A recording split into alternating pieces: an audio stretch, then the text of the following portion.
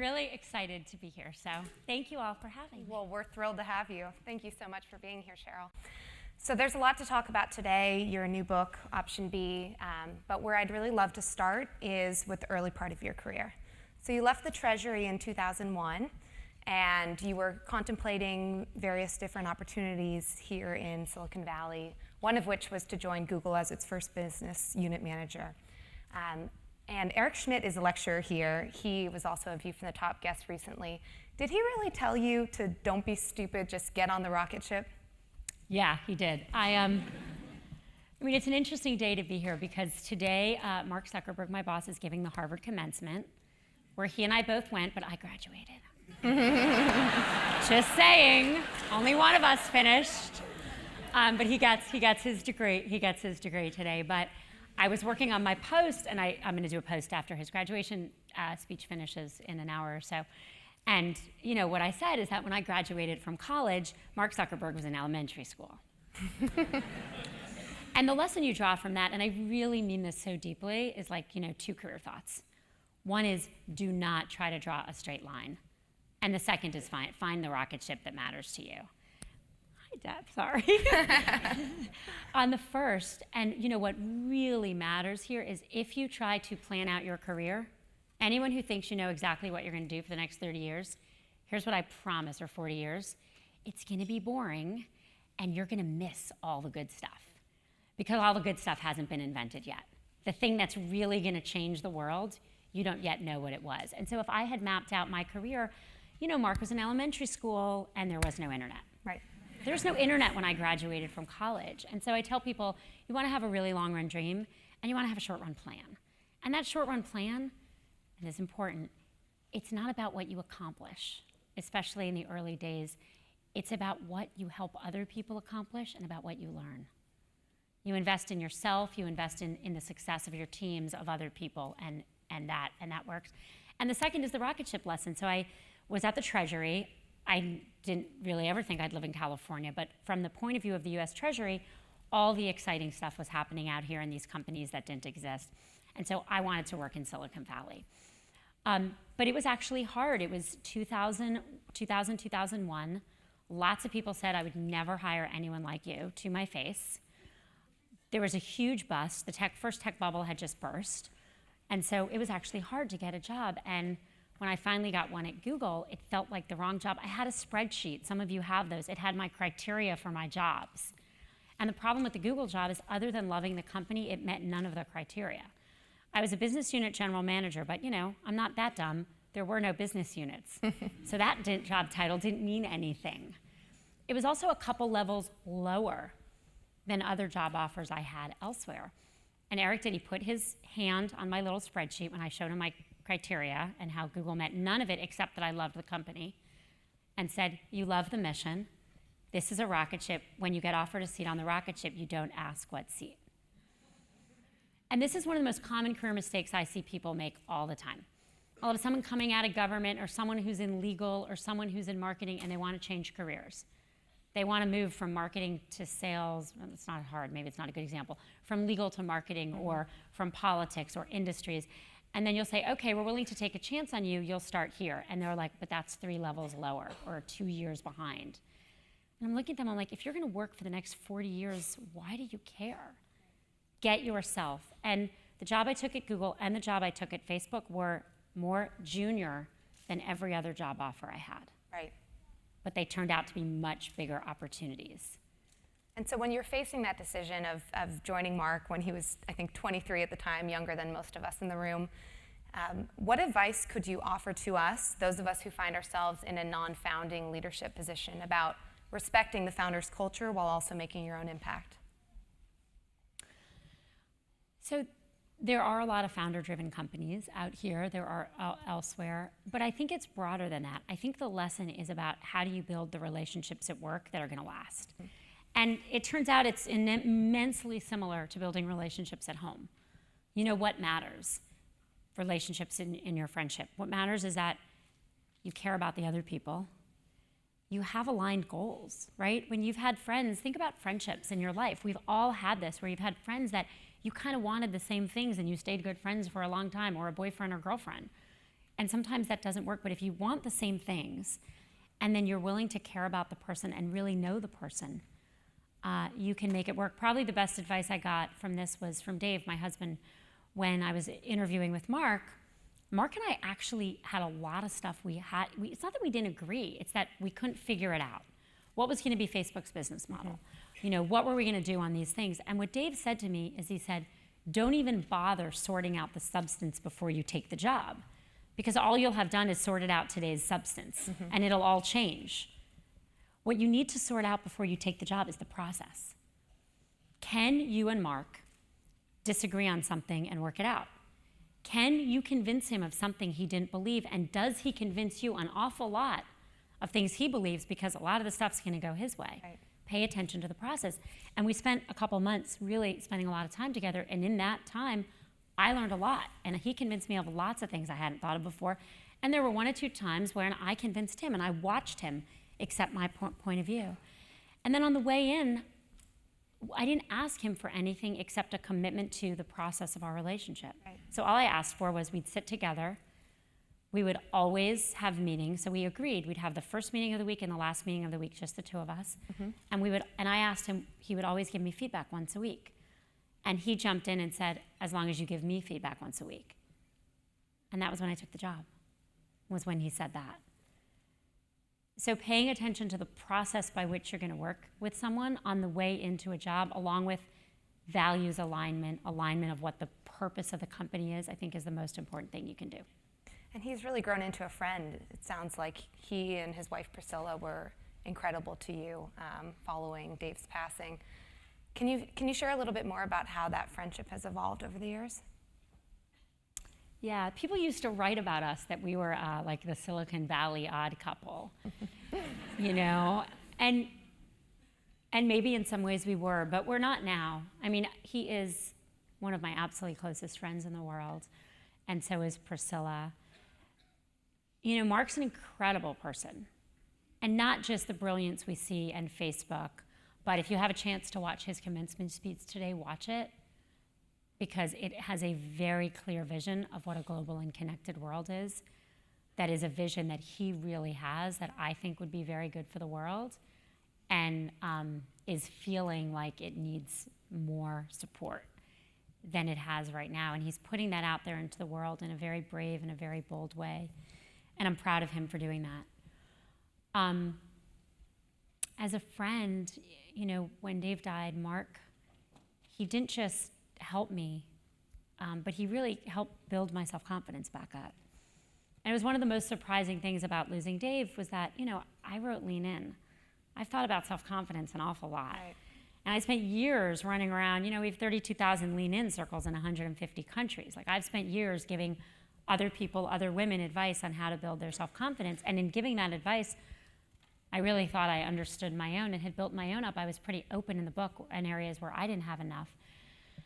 But when Dave died, I didn't think I was capable of anything. I could barely go to work and not cry. I was parenting on my own 2 grieving children. And what happened before Dave died is that when someone was having a problem at work, and people have real hardship that they're going through, and then they come to work, I would think my job was to take the pressure off them. I'm so sorry this is happening. Do you not want to be here? But what I figured out is that when I came back to work and people said to me, this kind of things I said to them, oh, don't worry. Of course you can't concentrate with all you're going through. That really undermined my self-confidence, because it made me feel like, oh my God, that's exactly right. What Mark did was take as much time as you want, and companies need better policies. I'm very proud of Facebook's, take as much time as you want, but he also did, but you made a really good point today. And so what I learned is now when people are facing hardship at work, I will both give them time off, but I will say, but here's the project if you want it. We still believe in you. And that's true not just with death. It's true of people who have been diagnosed with an illness. I've talked to so many people who are working through cancer. And they'll talk about, I have chemo brain, no one thinks I can do anything. So if every time you interact with them, you say, oh, don't worry, that's helpful, but throw in a couple of good things they did as long as they're true and legitimate, and that's even more helpful. Right. And so let's take a step back. So you're on vacation with Dave and friends. the unimaginable, as you say, happens, and you fly home to tell your 2 young children that their father was gone. The morning of his funeral, you decided to start writing a journal, and that turned into a very famous and widely seen Facebook post. Why did you decide to share your very personal story so publicly? I mean, I never thought I would. After Dave died, it wasn't just the grief, which was so overwhelming. It was really this pretty deep sense of isolation. You know, before Dave died, when I dropped my kids off at school, they go to local public school here in Menlo Park, everyone would chit-chat. I'd go to work and everyone would chit-chat. But after Dave died, I was walking around, I felt like a ghost. You know, everywhere I went was just kind of silence. And that's because people were so afraid of saying the wrong thing that they didn't say anything at all. And so I'd been keeping this journal, and when the Jewish period of mourning, which is Shelashim, 30 days, was coming to a close, I thought about like writing what I would say if I were just honest. And I wrote the post, and then I went to bed the night before thinking there's 0 chance I'm posting this, it's way too honest. And then I woke up the next day, and it really was so bad, I thought to myself, can't get worse, might get better, and I hit post. And it helped. I mean, it didn't take the grief away, and it didn't bring Dave back, but it took away the isolation because people started talking to me again. A friend of mine at work said she'd been driving by my house every day, actually, for a month, and had never come in, so she started coming in. Strangers started talking to strangers. And what I realized through this process of my own grief, but also talking to other people, is that all of these challenges usher these huge elephants into the room, right? You want to silence a room? Say you have cancer. You will completely silence any room you are in. Your dad just went to prison. You just lost your job. Any of these things, you lost a child, your child is sick, your husband died. I mean, just any of these things, you can even feel the quiet in the room when I say it, up here. And so that means that we don't help each other when we need each other the most. And one of the reasons I wrote option B, and I'm glad that out of desperation I did share publicly, is I want to try to kick those elephants out of those rooms because they're not helping anyone get through it. And that doesn't mean everyone wants to talk about things all the time. They don't. But looking at someone and saying, I know you're suffering. I know this is hard, and I'm here. When you want to talk, when you want to cry, or when you want to just be, I am here, we could have an awful lot more of those conversations than we do. The other thing I learned through this is that one of the ways we offer help, and I did this all the time, was we say, is there anything I can do? When we offer to help, that's actually the most common thing we do, right? That's what I used to do. The problem is when you're on the other side of that, it kind of shifts the burden to the person who needs the help to come up with something. And most of the time, you have no idea what to say. I mean, what runs through my mind every time is, can you make Father's Day go away so I don't have to live through it? Like, not going to happen. So there's a really nice story in my book about Dan and Esther Levy. They're community members of our community here, and they had a child who died very tragically. They were in the hospital for many months, and a friend of his showed up at the hospital and texted from the hospital lobby and said, I'm in the lobby for a hug for the next hour, whether you want it or not. And so a friend of mine read this in my book, Option B, and a friend of hers, who, and this is the important part of the story, she's not a very close friend, she's just a friend, went into the hospital with her daughter, and so she said what she would have done is exactly nothing, because when a friend goes to the hospital, you don't show up, that's totally imposing. But she read my book, so she went to the toy store, she bought a big stuffed giraffe, she went to the lobby of the hospital and said, I'm here with the toy, I could just leave it downstairs, but in case you're free. And the woman immediately texted back and said, please come upstairs. And she gave the 4-year-old who has leukemia the toy, and she was unwrapping it, and the mother's standing behind her crying the whole time, saying, thank you for showing up. And in the hour she was there, no one else did. You don't have to be someone's best friend from the first grade, and you don't have to be a personal friend. You can be a work friend to show up. And we can do a lot more to show up for each other, to feel each other's pain, acknowledge, kick elephants out of the room, and be there for one another. And it'll make us stronger as friends, as family, as community, and as colleagues wherever we work. One of the interesting things that you write about in Option B is that children are naturally more resilient than adults are. What have you learned from your own children about how to bounce back after adversity? Yeah. Children are sometimes, just to be clear, because it's very important to understand, children can be more resilient than adults, but children also need a lot of support. So children need to build resilience. They need to build resilience for trauma like mine have faced. They need to build resilience for a lot of the things we don't provide. I mean, we have a problem in this country where, we have 37% of single moms living in poverty, 40% if you're Black or Latina, and the poverty line is low. So many, many more people are facing real challenges of putting food on the table. And so these children are not getting a good education. They're not getting the support they need from our government. They're not getting the support they need from communities. And so those children need more than resilience. They need actual support and actual education and actual health care, and we need to provide that. And then there's the everyday challenges, and children need resilience for that too. And so there are very specific things we can do to build resilience in our children. And one of them, and probably the most important, is something psychologists call mattering. Tell kids they matter. Your opinion matters to me. What you do matters to me. I want your advice. I care about your opinion, and I want you to know mine. Treat them like the people they are. Another thing I think is really important in building resilience, and we wrote about it in the book, but I see it a lot in the workplace, is don't do too much for your kids. And for you guys, please don't let your parents do things for you. If your parent is about to email a friend to get you a job, don't let that happen. People do not want to hire people whose parents apply for them. I'm dead serious. I get 3 of these a week. I am dead serious. Do not let your parents do stuff for you. You are communicating to your future employer that you can't do it yourself. It is a generational thing that did not exist in my generation, but it is a big deal that's going on in the workforce. I promise if I get 2 resumes from someone directly and from someone's parent, I'm always going to hire the first. We have to let our kids, and you guys have to let yourselves, do things on their own, because that is how you build resilience. You grew up in a family of very strong women. What from your upbringing prepared you for this level of success that you've achieved? Working on things that matter. My parents were very nonprofit focused and very focused on doing the right thing for the right reason. And I think hard work. I mean, all the stuff out there on grit and determination and working in things that are challenging is all true, and something that's just super important there's no substitute for hard work. And I think one thing that I see generationally that's happened, and I think we can do a better job on this, is we need to remind kids that they're not just doing for them, they're contributing.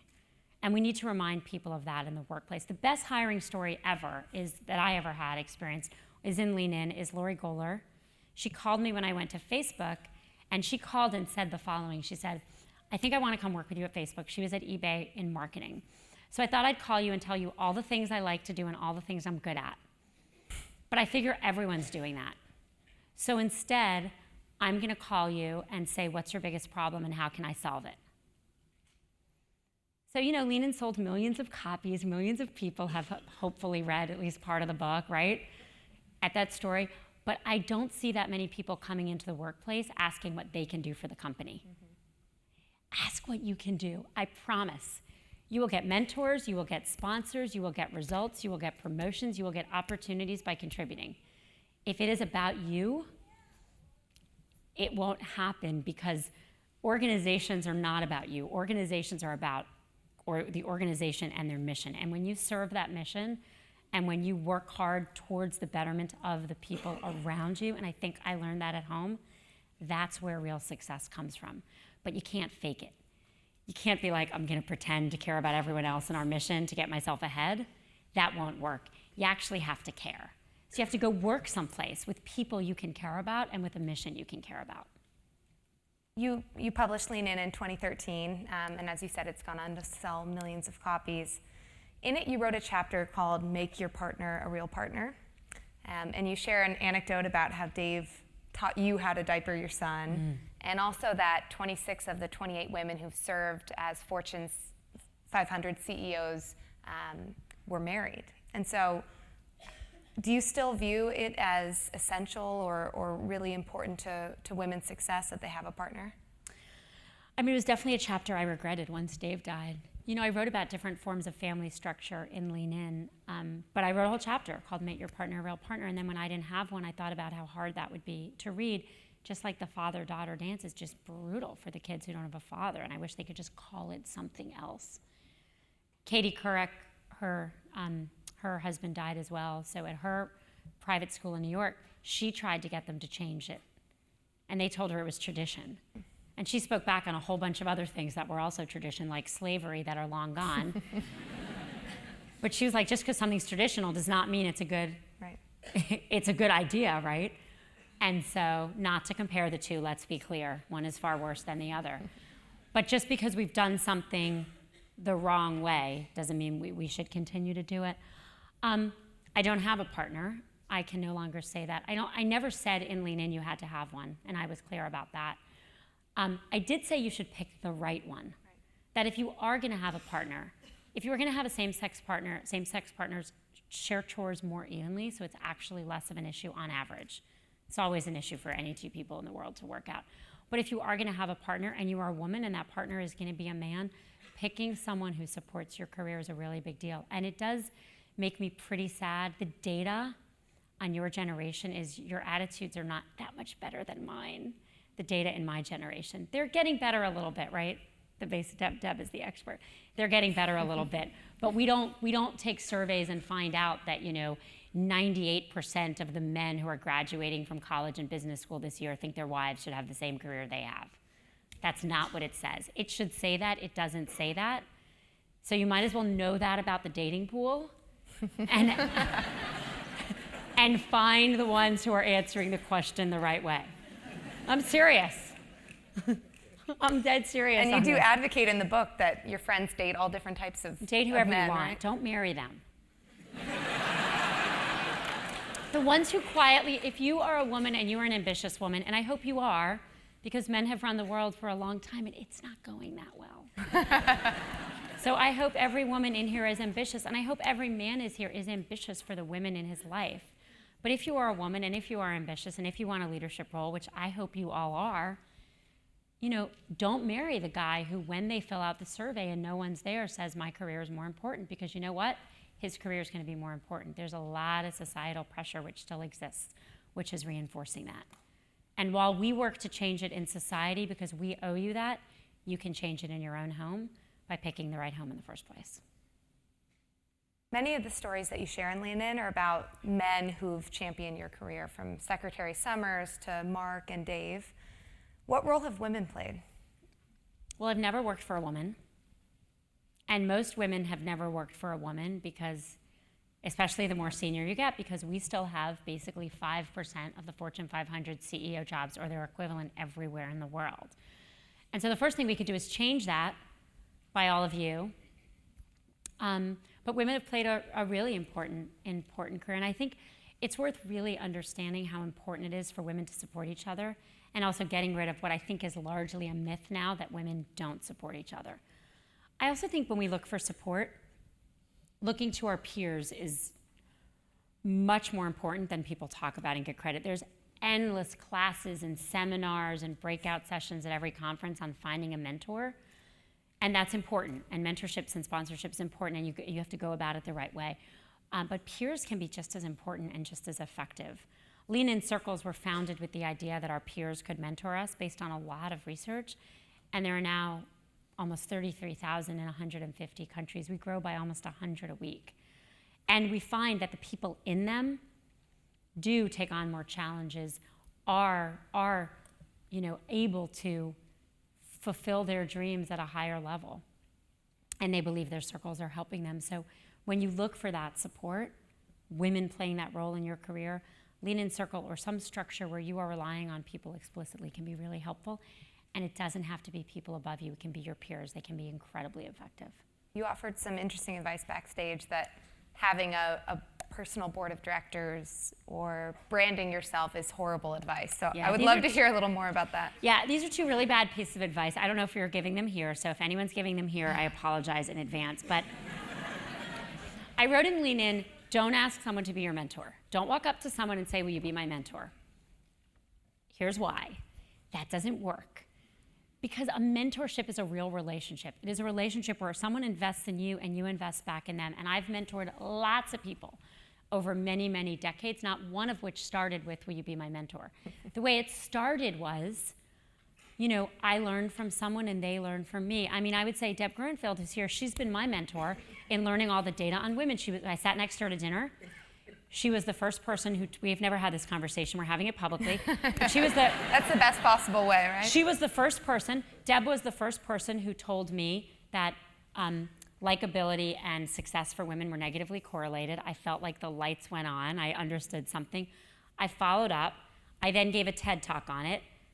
I'm only doing one side of this, but I think what happened is she taught me something.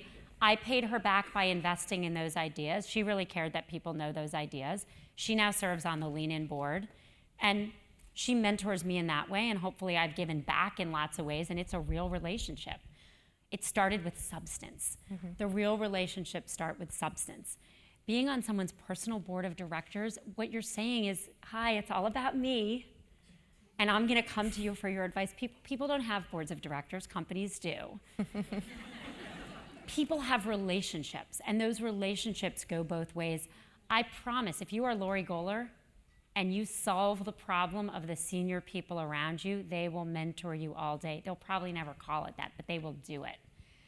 And if you ask for a lot of help but you don't give back, it won't be real, and you will not get the support that you're looking for. So asking someone to be on your personal board of directors is just way worse than solving a problem for them, which you have the opportunity to do, even as the most junior person in an organization. Oh, and the personal branding. Yeah, I feel strongly about this. People don't have brands. Colgate has a brand. This water has a brand. And I think it's really important because branding is a very specific thing. I do a lot of work on branding. I think about how Facebook's brand evolves. I'm in the advertising business, so I work with companies all over the world on their brand. And when you are selling a product, you are trying to package it and explain it. I'm gonna walk by on a shelf and I'm gonna decide what toothpaste, and that's a decision. It's a decision that's important to me. I use toothpaste many times a day, and it's a very important decision for the companies. And how that value proposition is packaged, explained clearly and simply, is how I'm gonna make that decision, along with price and convenience of where it's sold. That's what products need to be. They need to be packaged cleanly, neatly, concretely. People aren't like that. If you are trying to package yourself, you're almost certainly false. And by the way, to be fair to people who do give this advice, I don't think that's what they mean. I think they are giving more nuanced and careful advice. I just think in its interpretation, it's having a negative effect because we are messy. Who am I? I am the COO of Facebook, a company I deeply believe in. I am the founder of Lean In and Option B. I'm an author. I'm a mom. I'm a widow. At some level, I'm still deeply heartbroken. I am a friend and I am a sister. And there are people in my life I'm not in touch with anymore. I am a lot of very messy, complicated things. And if I put myself out there, or even with a friend, sit and I am not honest about all of those things, I am not real. And I don't think people should try to package themselves up because it's not real. So Scotty McClellan is here. He's been one of the most important people in my life. I took his class when I was in business school. I think some of you are fortunate enough to be, you're taking his class right now, and that's what your class is about. It is about who we are as people. And nowhere in there would you ever give anyone advice to simplify or package or put one face out to the world, because that is exactly the opposite of what we need from each other and from ourselves.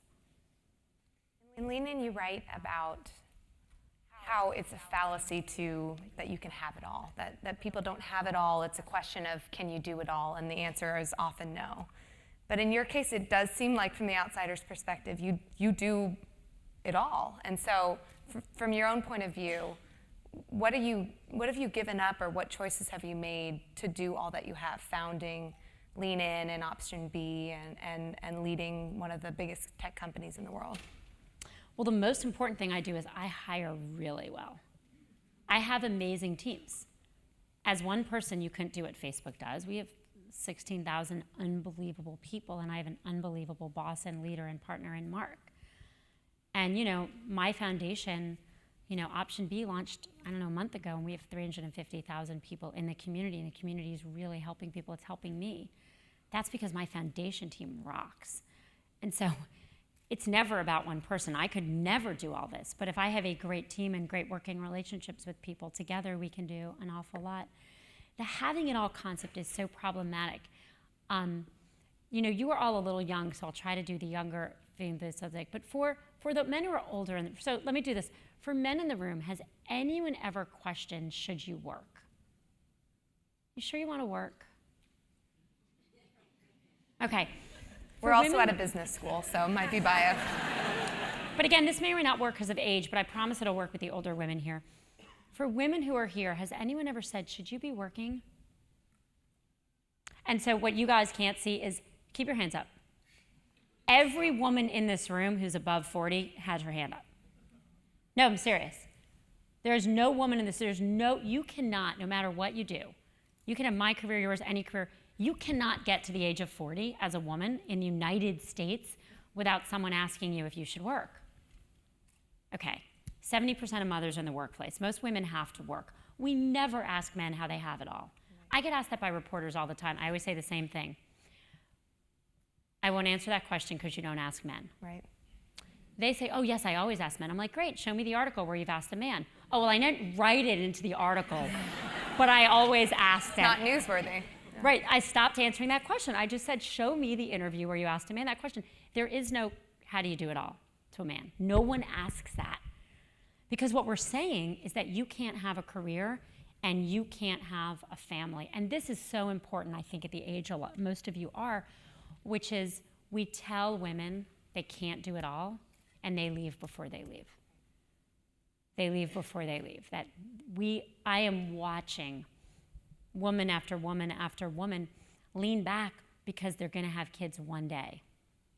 I've given a lot of talks at a lot of companies, and I'll say to roomfuls of people like this, stand up if you want to be CEO of your company.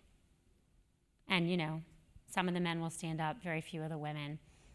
And if you ask why, a lot of the women will say, well, I want to have a family. And then I say, okay, who's had a meeting with the CEO? And they raise their hand. I say, keep your hand up if the meeting was set on your schedule. Turns out that meeting was set on the CEO's schedule. People miss that as you get more senior, you often have more control, not less. Now, not all the time, and there's always exceptions, but what's really happening is that men are being told to keep their foot on the gas pedal. Women are subtly often leaning back. And then fast forward 10 years in the workplace, they're both working full time. The woman is just making less senior, and has less control over her schedule for those kids. And so even if you're not 100% sure you're going to stay in, even if you've been told over and over again you can't do it all, either by watching women like me be interviewed and asked that question, or because people have said it directly to you, just stay in until you leave, because that gives you the optimal choices, and then you can decide. And I've never said everyone should stay in the workforce. I really want people to follow their own dreams, and for a lot of people, working in the home is the most gratifying thing they can do. I just want women to make that from a place of strength. I want them to have the best job they can possibly have and then make that. I want them to have partners who are doing their share in the home and then make those decisions. In Lean In, you write and encourage the readers to make decisions as if you were unafraid. What is one thing that you're afraid of that you've yet to do? Well, I just did option B, so I feel like that counts for right now. I'm in the middle of doing it. So am I. But I wrote a book on my husband's death and what it's like, and what is grief, and what is resilience, and what is trying to rebuild. And so that's actually a pretty scary thing. So I don't think I have my next thing yet. But I know why I did it. I did it because I want something good to come out. I mean, John was right. Dave was beloved, and beloved in this community. At his funeral, and I know some of you in the front row were there with me, our friend Xander asked the crowd, raise your hand if Dave Goldberg changed your life. And so, a sea of hands went up. It was extraordinary. And I know if Dave were still alive, he'd be doing so much good for so many people. And so if from his death we can do option B and we can help other people recover, I feel that it honors the life he led. And so it is still hard and still scary sometimes to talk about it, but I feel like I'm trying to do some good. My favorite story in the book is my story, a lot of really good research and a lot of stories of other people who have faced resilience, and some pretty important stuff on resilience for companies and careers, in case you're interested. My favorite story is a guy named Joe Casper. And he lost his son, but he was a doctor, so he dealt with other people's life and death all the time, but then his son died. So now, along with being a doctor, he counsels other bereaved parents. And he says that he feels that it extends his son's legacy and even his son's life by doing good in his son's name. And I think the reason I did what I was afraid to do, which is be this open about it, was because I think it extends Dave Goldberg's legacy. And I do think that there's a lesson in there in that when you ask guys the question all the time, what would you do if you weren't afraid? The point is not do stupid things you're afraid of. Like, you know, my sister jumped out of an airplane once. I was terrified and angry. I'm like, that just seems stupid to me. Sorry for all you airplane jumpers. I mean, some people have to do it because they're serving in the military, but like, do you have to jump out of a plane today? I don't know. Maybe it's your dream and you want to do it, but what I don't mean is what would you do if you weren't afraid and go do it? You take risks for a reward. So you do something challenging and hard, like write this book because I'm trying to make something good come from tragedy. You take the hard job because the company has meaning. You take the hard role because you believe you can make the team better. You know, ask yourself what you would do if you weren't afraid, but ask yourself why. And there needs to be a really good why for most of this. So many of us are graduating next month. As you think back on your own graduation from Harvard Business School, what's something that you know just in your gut that you're capable of today that you wish that you knew then? Living through tragedy. I mean, I never would have thought. I gave the Harvard Business School commencement speech 2014 maybe, I don't remember, like 3 years ago, further back, 2012. And the day I gave it, the day before, one of the members of that class died. He drowned suddenly, and the whole class was in mourning. I wore the pin, we all did, and I sat there giving this speech thinking, oh my God, there's a woman in this audience whose husband drowned last night. I think she was there. And I would have never in a million years thought that I would be that person. And I just met her. She's in Houston now, and she's incredible. And she's going back to her, it's the 5th year reunion, so it was 2012. She's going, I think this weekend or next, to her husband's class 5-year reunion, which I think is incredibly brave. I'm proud of her. Thank you so much. We'll open it up to the audience for a few questions. Reminder, if you have a question, please stand and state your name when they bring you the mic. Hi, Sheryl. My name is Shammi. I'm a first-year MBA student at the GSB. Especially here at The View from the Top, when we hear business leaders speak, they often speak about what makes them successful. But you're different in that you choose to inspire people about speaking about overcoming loss and overcoming your doubts. How did you choose to become this kind of a leader? It's funny, I don't know if I chose to become this kind of leader or that I thought there were things that weren't being said that needed to be said. So I graduated from undergrad in 91, from business school in 1995, and I looked above me and it was all men, and I looked alongside me and there were all these great women. And I just thought that by the time I got where I was, it would be half. And it just wasn't.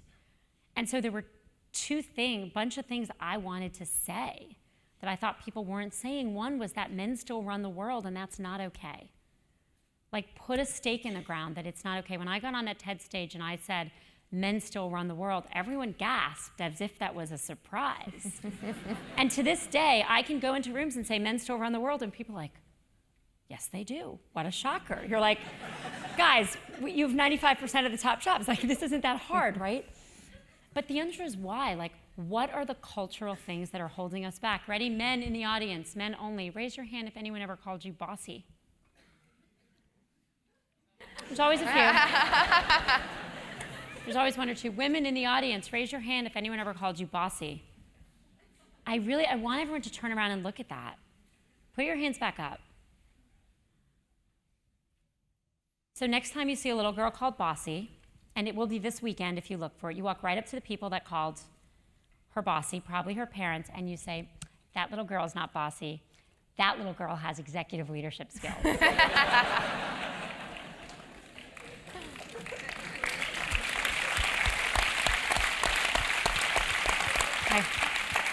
I want you to wait. Ready? I'm going to try that the other way. That little boy has executive leadership skills. I have done that exactly that way and gotten a huge laugh out of every audience in every country I've ever done that in. But here's the bad news. That's bias. And if you don't think you have it, I just proved you do. Because the reason we laugh is that it's funny that a little girl has executive leadership skills because it goes against our expectations and type. So in case you sit here at the Stanford Business School thinking that other people have the biases that hold women back, it's you too. I laughed, you laughed. It's me and it's you. We all have the stereotype that is keeping women from leading. And you just got through 2 years at Stanford and it didn't change. No, let's be honest. That's what I wanted to say. And then I wanted to say there's a whole bunch of stuff women are also doing to hold themselves back. So I don't think I chose to be any kind of leader. I chose to say those 3 things. We need more women in leadership, the culture is holding us back, and there are things we can do. And again, I think if you're looking for what kind of leader you're going to be, you are too inwardly focused. Focus on what you want to say because it matters, or what you want to build, or what you want to make, or who you want to serve. And that's how you become the kind of leader you are, if that makes sense.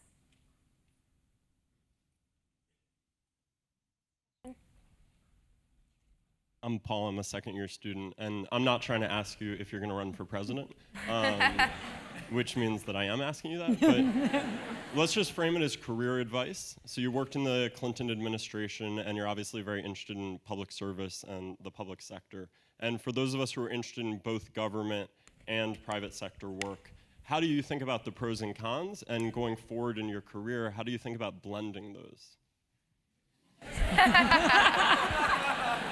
That's a business school question. That's a good question. So for me, for my answer is I really love my job at Facebook, and it gives me what I want to do. And then, no, but I have a loud voice on an increasingly loud voice on public policy. You know, I know what I think a whole bunch of policies were, and I'm increasingly using that voice. And I think I have the ability to have that voice, and it's one I'm using loudly. Going in and out, look, there's 2 paths in the US government. There's civil servants, where you really go in and you move up the ladder, and there's going in and out. I think being open to doing that, thinking about running for office, all of that stuff really makes sense. And I think we need the country's best and brightest to do this. I also think we'd be well served by having more people who were in business in office. I think about some of the things I thought at the US Treasury that really changed once I had to make payroll.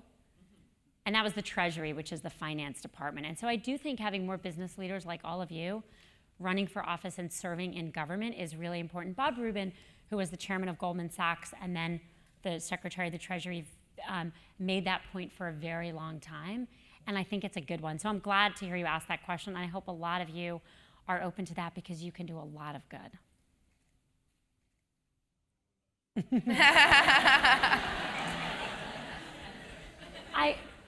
The serious answer to the question is I feel like I'm trying to do all the good I can, and there's always different ways to do it, but I really believe in what Facebook's doing. I really do. I believe that we need global companies. I believe that we need global voice. I believe there are 4 billion people who aren't connected to data that we can help connect, but it's because I believe that I stay.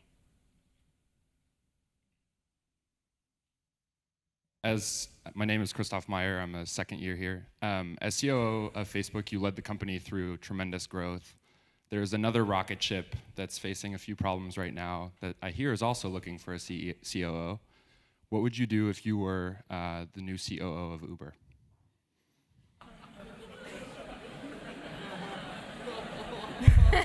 I mean, it's a really hard question to answer from the outside.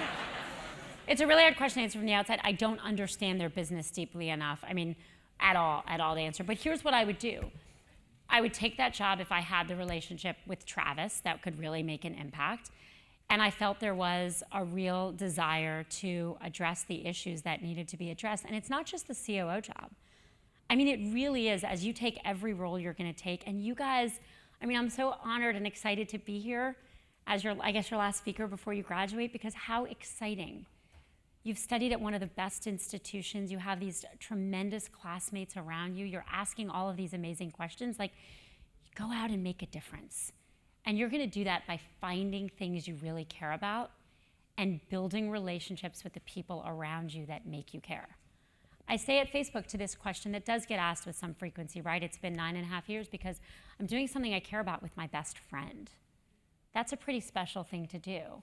So whoever takes that job, if someone takes that job, they have to believe in what Uber's doing, and they have to believe in their relationship with Travis, and then they have to build a team around them. And it's the exact same thing for your jobs. Whatever you're about to go do, if you haven't figured it out or you are figuring out, do something you care about with people you believe and focus on what you contribute. That's it. And be willing to move around. I wrote in Lean In that careers are a jungle gym, not a ladder. Careers are a jungle gym. I moved sideways. I didn't always move up. If I had insisted on moving up, I never would have taken the number 2 job at Facebook. I could have been CEO. Everything else that we're talking to me about, I would have been CEO. If I took another job now, I would run the company. But I'd rather be number 2 at Facebook, if that's even a concept, right? I mean, we have a team. It's not just me and Mark. Than be number 1 on something I don't believe in. I think the number 2 and the number 1 is the wrong way to think about it. It's the relationship, the purpose, the mission, and what you can contribute. Same thing. Your job decision is the same as whoever's going to go be COO of Uber. We have time for one final question. Hi, my name is Justin. I'm a first-year MBA student, and kind of following on to that, you mentioned how you navigated these different career decisions. And so with getting to these rocket ships, and like, what really made those companies and teams that you've joined stand out? Well, I've only done it twice, right? I did Google and Facebook. With Google, I really believed in the mission of making the world's information, giving the world information, and I could see how much easier it was. I mean, when Google started, you know, I used to go to the library, like go to the library. Literally. I grew up with Encyclopedia Britannica and my dad's little study. Like, it was just spellbounding how you could just get information on your computer. I really believed there was an unmet need, and with Facebook, I felt like it turned the lights on who people were. You know, before Facebook, you probably won't remember this, there was a famous cartoon of a dog sitting in front of the computer, and it said in the internet, "No one knows you're a dog." I mean, Facebook was the first time there was real identity on the internet. So everything I believe about being authentic and who you are was going to become true because of this company run by this 23-year-old. It was pretty amazing. And so it was really that I thought they were making these needs. The other thing I'll say is it's not, along with passion, I do think it's really worth investing in your own skills and trying the things you're not as good at. Try the things that matter. Take a sales job. I think too few people out of business will take sales jobs. I sell all day. I sell ads for Facebook. I do BD deals where I sell. I feel every time I'm recruiting someone, I'm selling. When I'm trying to convince people, we all do that. Take those jobs where you're really rolling your hands up. I have a poster in my office that I got from Howard Schultz. I served on his board of 2 dirty hands, and it says the future belongs to those of us still willing to get our hands dirty. And it's in my conference room. Do something you care about and get your hands dirty doing it. You'll be able to do anything, I promise. Sheryl, thank you so much for I being want to here. say good luck.